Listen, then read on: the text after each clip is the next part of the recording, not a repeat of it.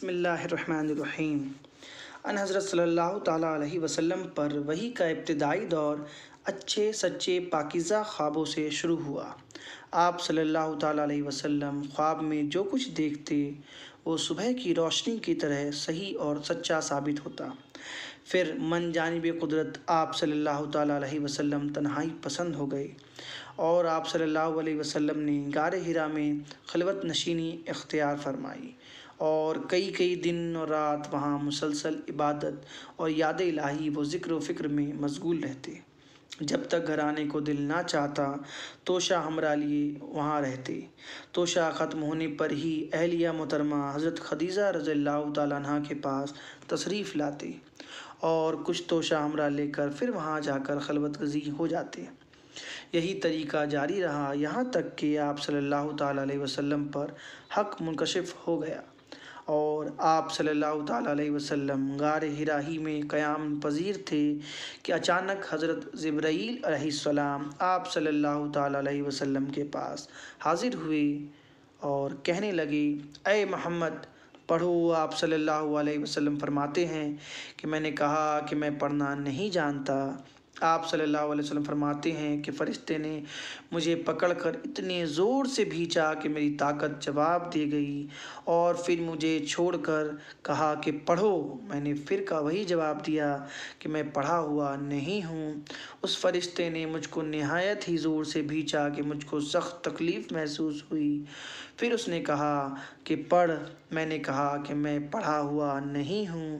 فرشتے نے تیسری بار مجھ کو پکڑا اور تیسری مرتبہ پھر مجھ کو بھینچا، پھر مجھے چھوڑ دیا اور کہنے لگا، پڑھو اپنے رب کے نام کی مدد سے جس نے پیدا کیا اور انسان کو خون کی پھٹکی سے بنایا۔ پڑھو اور آپ کا رب بہت ہی مہربانیاں کرنے والا ہے۔ بس یہی آیتیں آپ صلی اللہ تعالیٰ علیہ وسلم حضرت جبرائیل علیہ السلام سے سن کر اس حال میں غار حرا سے واپس ہوئے کہ آپ صلی اللہ تعالیٰ علیہ وسلم کا دل اس انوکھے واقعہ سے کانپ رہا تھا۔ آپ صلی اللہ تعالیٰ علیہ وسلم حضرت خدیجہ کے پاس تشریف لائے اور فرمایا کہ مجھے کمبل اڑا دو، مجھے کمبل اڑا دو۔ لوگوں نے آپ صلی اللہ علیہ وسلم کو کمبل اڑا دیا۔ جب آپ صلی اللہ تعالیٰ علیہ وسلم کا ڈر جاتا رہا تو آپ صلی اللہ تعالیٰ علیہ وسلم نے اپنی زوجہ محترمہ حضرت خدیجہ رضی اللہ تعالیٰ عنہ کو تفصیل کے ساتھ یہ واقعہ سنایا اور فرمانے لگے کہ مجھ کو اب اپنی جان کا خوف ہو گیا ہے۔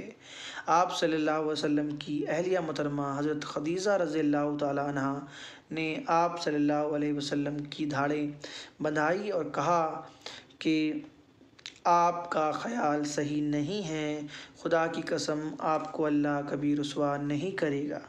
آپ تو اخلاق فاضلہ کے مالک ہیں، آپ تو کنبہ پرور ہیں، بے کسوں کا بوجھ اپنے سر پر رکھ لیتے ہیں، مفلسوں کے لیے آپ کماتے ہیں، مہمان نوازی میں آپ بے مثال ہیں اور مشکل وقت میں آپ امر حق کا ساتھ دیتے ہیں۔ ایسے اوصاف حسن والا انسان یوں بے وقت ذلت و خواری کی موت نہیں پا سکتا۔ پھر مزید تسلی کے لیے حضرت خدیجہ رضی اللہ تعالیٰ عنہ آپ صلی اللہ علیہ وسلم کو ورقہ بن نوفل کے پاس لے گئی جو ان کے چچا زاد بھائی تھے اور زمانہ جاہلیت میں نصرانی مذہب اختیار کر چکے تھے اور عبرانی زبان کے کاتب تھے۔